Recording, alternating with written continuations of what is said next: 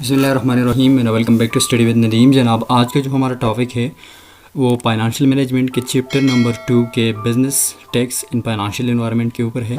इस वीडियो में हमने सबसे पहले जो हमने बिज़नेस एनवायरनमेंट को समझना होगा और इसके बाद हम टैक्स एनवायरनमेंट पे बात करेंगे और फिर फाइनेंशियल एनवायरनमेंट पे बात करेंगे और इसके हम एग्जांपल भी देंगे और इसको इस लेक्चर के जो नोट्स जो है वो आपको डिस्क्रिप्शन में मिल जाएंगे। वहाँ पे गूगल ड्राइव का लिंक मिलेगा, वहाँ से आप डाउनलोड कर सकते हैं। बल्कि हमारे चैनल पे जो भी वीडियो आपको मिलेगी हर लेक्चर की वीडियो के डिस्क्रिप्शन में आपको नोट्स मिलेंगे, वहाँ से आप डाउनलोड करके यूज़ कर सकते हैं। तो सबसे पहले आते हैं बिज़नेस एनवायरनमेंट के ऊपर और इसके बाद टैक्स एनवायरनमेंट और फाइनेंशियल एनवायरनमेंट की वीडियो की लिंक जो है वो भी आपको डिस्क्रिप्शन में मिलेंगी। तो वहाँ से आप इसको देख सकते हैं। तो सबसे पहले बिज़नेस एनवायरनमेंट को हम स्टडी करते हैं आज। तो बिज़नेस एनवायरनमेंट जो है पाकिस्तान में ये या बहुत सी या इंडिया में ये 4 किस्म की है। एक सोल प्रोप्राइटरशिप, एक पार्टनरशिप, एक कारपोरेशन और एक लिमिटेड लायबिलिटी कंपनी। यहाँ पे हम ज़्यादा डिटेल के साथ नहीं पढ़ेंगे क्योंकि ये जो बिज़नेस एनवायरनमेंट जो है ये बहुत ईजी टॉपिक है, क्योंकि ये हम इंट्रोडक्शन टू बिज़नेस में भी हमने पढ़ा होता है। तो यहाँ पे हम इसकी जनरली इस पे बात करेंगे। तो सबसे पहले आते हैं बिज़नेस एनवायरनमेंट की सोल प्रोप्राइटरशिप की किस्म पे। सोल प्रोप्राइटरशिप जो है ये वन ऑनर बिज़नेस होता है, जो कि इसकी एक बंदा जो चलाता है। सोल का मतलब यहाँ पे जो है वो है वन मैन बिज़नेस।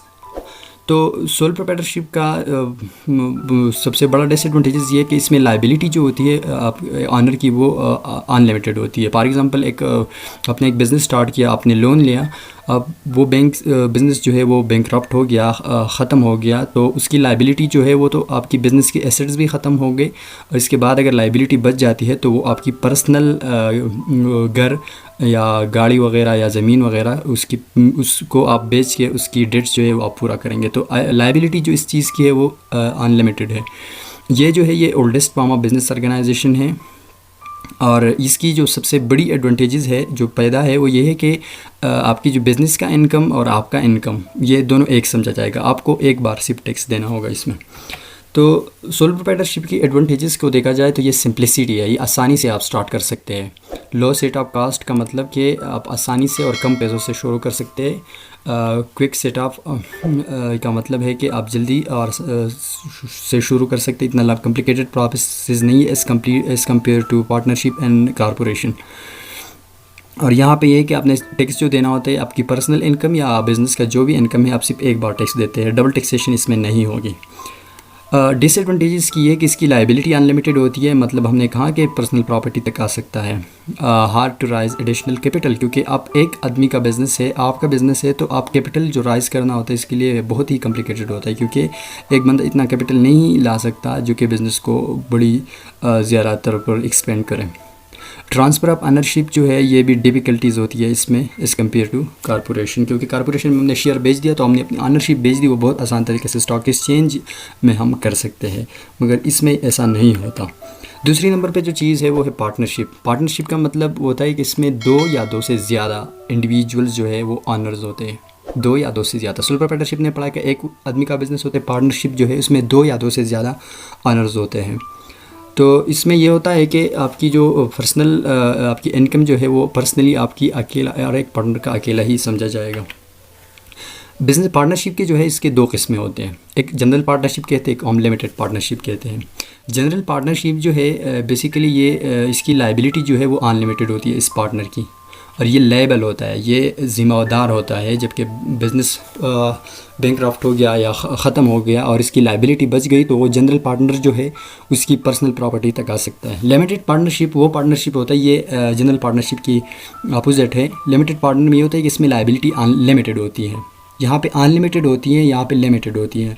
लिमिटेड होती है मतलब आपने जितनी भी कंट्रीब्यूशन की है या आपने इन्वेस्ट किया है बिज़नेस में, अगर बिज़नेस ख़त्म हो गया या बैंकरप्ट हो गया जो भी हुआ तो उसकी आपकी जो इन्वेस्टर की आपकी जितने पैसे आपने इन्वेस्ट किए वो ख़त्म हो गए, आपकी पर्सनल प्रॉपर्टी तक कोई भी आप लायबल नहीं होते कि कोई आपसे वो हासिल करे।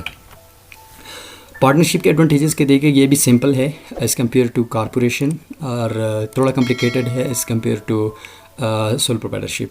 लो सेट ऑफ कास्ट, आसानी से शुरू कर सकते हैं। As compare to sole proprietorship जो है। इसमें सोल प्रोप्राइटरशिप बहुत आसानी से, यहाँ पे थोड़ा कम्प्लिकेटेड सी होता है। रिलेटिव क्विक अप स्टॉप, बहुत क्विक स्टॉप भी कर सकते हैं। लिमिटेड लाइबिलिटी जो है वो लिमिटेड पार्टनर की होती है। डिसएडवांटेजेस इसकी ये है कि अनलिमिटेड लाइबिलिटी होती है जनरल पार्टनर की। डिफ़िकल्ट होता है, आप जब फंड राइज करते हो तो इसके लिए बहुत मुश्किल होता है। ऑनरशिप जो है ये भी थोड़ा मुश्किल है, इसमें अपने लीगल जो रिक्वायरमेंट जो है वो अपने पूरे करने हो, जो कि आपने अपने पार्टनरशिप डीड में जो है आपने इसमें इंक्लूड किया हो। कॉरपोरेशन जो है ये तीसरा किस्म है बिज़नेस का। A business form legal separate from it is owner. Corporation जो है ये लीगल एंटिटी होती है कानून के नज़र में। कॉरपोरेशन जो है ये एक जुदा एक कानून जो है, एक लॉ जो है वो उसको जुदा गाना हैसियत से देखते हैं। एक ऑनर को जो आपकी मेंबर्स जो है, जिसकी शेयर होल्डर जो है उसको जुदा नज़र से देखते हैं, और आपको जुदा कंपनी जो है ये जुदा। कंपनी अपने नाम पे प्रॉपर्टी भी ले सकती है, अपने नाम से केस भी लड़ सकता है अदालत में। तो इसकी लाइबिलिटी जो है वो कंपनी के ऊपर होगी। इसके जितने भी आपके कॉरपोरेशन में जितने भी आपके मेंबर्स होंगे उनकी लाइबिलिटी जो है वो लिमिटेड होती है। ये इसकी सबसे बड़ी जो है एडवांटेजेस है। कॉरपोरेशन को एडवांटेजेस को देखा जाए तो इसमें ये होता है कि लिमिटेड लाइबिलिटी होती है, अनलिमिटेड लाइफ होती है। मतलब कंपनी जो है ये ख़त्म नहीं होती। एक बार कंपनी स्टार्ट हो गई तो ये ख़त्म नहीं होती, क्योंकि इसमें ऑनर्स जो है वो एक या पार्टनरशिप की तरह 2 से 20 तक नहीं होते। इसमें 100 से ज़्यादा भी हो सकते हैं, 200 से भी ज़्यादा हो सकते हैं, हज़ारों में भी हो सकते हैं।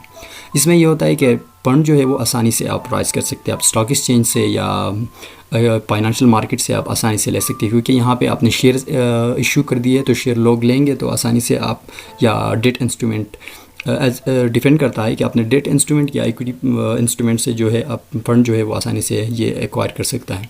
डिसएडवांटेजेस इसकी ये है कि डबल टैक्सेशन है।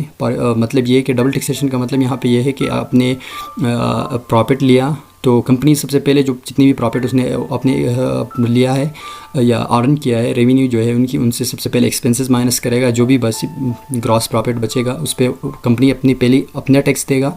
उसके बाद जब डिविडेंड शेयर होल्डर को दिया जाएगा तो वो शेयर होल्डर जो है उसकी पर्सनल इनकम जो है उस पर भी दोबारा जो है वो टैक्सेस देंगे।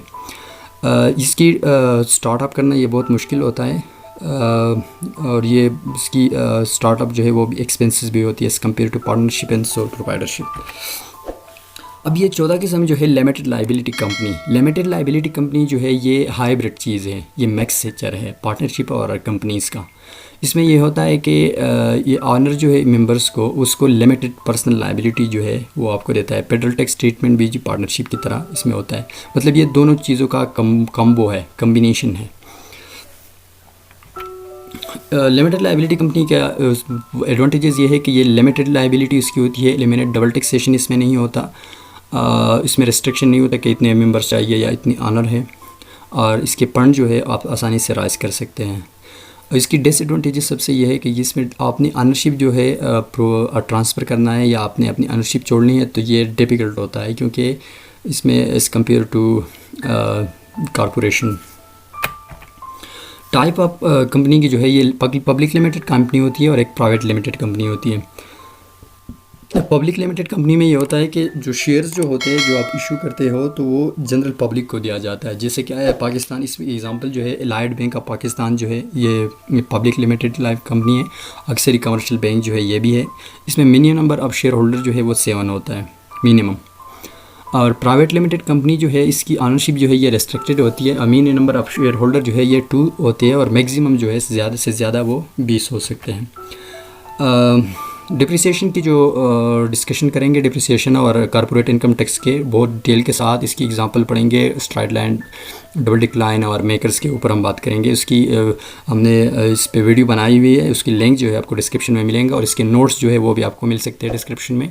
अगर आपने हमारे चैनल अभी तक सब्सक्राइब नहीं किया तो हमारे चैनल को सब्सक्राइब करें और कनेक्टेड रहे और अपना ईमेल कमेंट करें। जैसे ही हम नोट्स अपलोड करेंगे तो हम आपको भेज सकते हैं। Thank you so much for watching this video. For more videos see description and visit our YouTube channel study with Nadeem and you can follow me on Facebook, search on Facebook MR Patan Official, means Mr. Patan Official. Thank you once again.